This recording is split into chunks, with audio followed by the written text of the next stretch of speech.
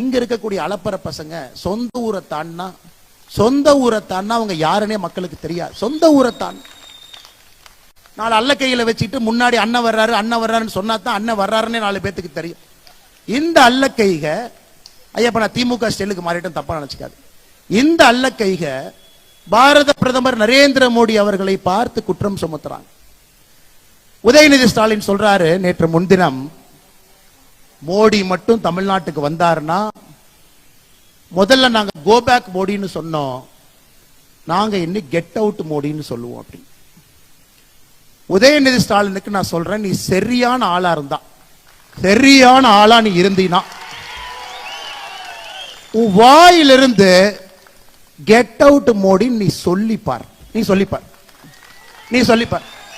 இல்ல இல்ல எங்க அப்பா முதலமைச்சர், எங்க தாத்தா 5 முறை முதலமைச்சர், நீ சொல்லி பாடுறா பார்க்கலாம். நீ சொல்லிப்பார்.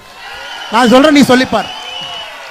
வாயிலிருந்து எங்களுடைய உலக தலைவரை எங்க தாத்தா முதலமைச்சர், அப்பா முதலமைச்சர், எங்க அப்பா சிட்டிங் முதலமைச்சர், நான் சிட்டிங் துணை முதலமைச்சர் சொல்றா பார்க்கலாம். சொல்லு. நீ மந்தாழத்து கேட்ல சொன்ன எல்லாம் 2 நாட்களுக்கு முன்பு நீ என்ன சொன்ன சென்னையில? கெட் அவுட் மோடி, வெளியே போடா மோடின்னு சொல்லுவாராம். உன் வீட்டுக்கு வெளியே வந்து பால்டாயில் பாபு போஸ்ட் ஒட்டிட்டு வரும். நீ சொல்லுகின்ற அதே பாஷையில நான் பேசுவேன்.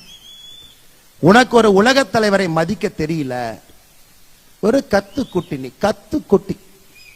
காலையில 11:30 மணிக்கு தான் உன் மேல வெயிலே படும். நீ சூரியனை நேரா பார்த்தது கூட கிடையாது. சூரியன் மேல வந்தா தான் இப்படி பாக்குற ஆள் நீ. சூரியனை பார்த்து துப்பி அந்த எச்சல் உன் மேல விழுவும். அப்படிப்பட்ட ஆள் நீ.